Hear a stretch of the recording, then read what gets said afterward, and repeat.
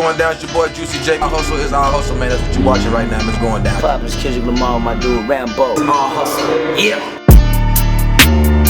Our hustle is our hustle. Absol. Our hustle is our hustle.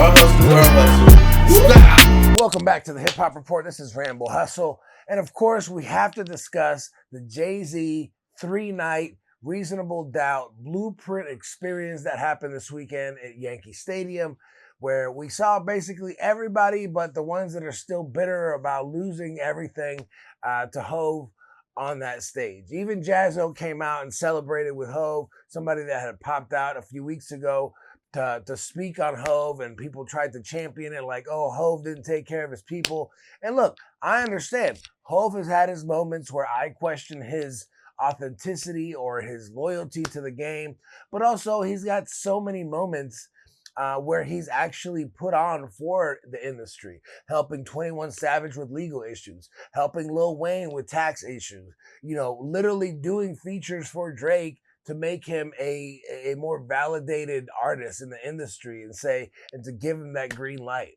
Hove has always been at the forefront of the culture and what people deemed cool and respectable. And I think he does that with such class that you have to admire Hove by the way he moves and the way that he moves pieces around without having to tell you or show you or tweet it or post it and delete it or any of those things. At the end of the day, Hove is one of the prime examples of what the potential of being in America and pursuing your dreams is. If you've ever been to New York City, you can feel how big the city is. You can feel how abundant presence is. And even if you sit there in the middle of the city and think about what would it take for me to be the biggest artist of all time out of this city, for me to not be able to walk down the street and every single person notice me, it's pretty insane to think about that. I mean, coming from Marcy Projects and becoming the #1 rapper in the world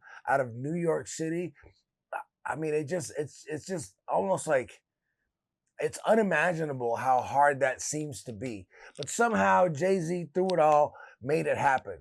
On night one, we got the freestyle, which I don't understand the concept of you guys calling it a Def Poetry Jam when hip hop is quite literally poetry. And if it's not, then maybe you're not listening to hip hop. But we've discussed that already. We get the Reasonable Doubt front to finish, feeling it, the Evils. We get Beyonce performing those records in place of Mary J. Blige. We get Blue Ivy, his daughter, playing piano on Feeling It. I just don't really understand at what point you see all this. And actually, I'll take that back because I have noticed that a lot of the people that would normally be front row to hate on Hove just really haven't said too much.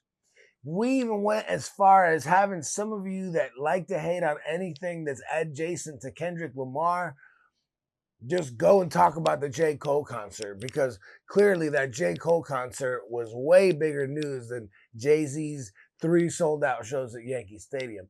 Now, on night 2, we got the blueprint. For me, I feel like Kanye was such a big part of the blueprint that not having him there definitely kind of like felt like a big piece was missing. Obviously, he had his own show. He has his own things going on, and they have huge personal issues, which, again, I'm not really sure that we'll ever be able to get them to reconcile that. The same way that I said that I don't think we'll ever get Drake and Kendrick reconciling, because what really happened in that beef is that Drake violated and disrespected hip-hop as a culture. Now, with that being said, night 3 came, and it was a 3-hour delay, and fans were still there. Fans were waiting patiently because they love this man. They love his music. They love what he represents. He's got records on records on records. Not only 50,000 sold every single night, but we're talking over 50 records from a 20-plus year career. A catalog that speaks for itself, a legacy that speaks for itself, because Hove has never sold out the industry. He has only tried to put the industry forward, further, higher. That's what Hove has always done. And his music never suffered because of it. Now, does that mean every album is a classic? No. But what Hov has done, he's always challenged himself to be true to himself. He's always challenged himself to speak on things the way that he wants to speak on things, in a way that he feels like it's respectful to the culture and to the industry and to himself. Now, that doesn't mean he didn't make mistakes. That doesn't mean he didn't run the streets. That doesn't mean he didn't sin in the concept of his life. But those sins are in the music. He gives you that without even shying away from it, because that is his true experience. And that's why you see Fat Joe. That's why you see Jadakiss, Usher, Rihanna, Pharrell, Clips. That's why you see all of these artists here rocking with him. They're at the show. You saw Dave Chappelle, Tyler the Creator. You see all these people in New York. Some of them just in the crowd as fans, because we know the value of this man. And so, I think what it really comes down to, and I don't think this is why this is happening. Obviously, there was a line where Jay-Z said, "I was who I was before you got here," is what he said. And that line always comes back to me, because it's like people like to act like Hov needs this person or that person to be successful. Hov is already successful. There's nothing they can do to bring that back to the court. The game is over when it comes to that. Hov is just seeing how far he can push it. I even saw a guy say, "Oh, why do you charge people? Why don't you just do this show for free?" Hov spent over $1 million putting these shows together. And I'm assuming because he went over the time on Sunday and thus extra innings, which honestly, to me, I felt like that was more of a marketing thing.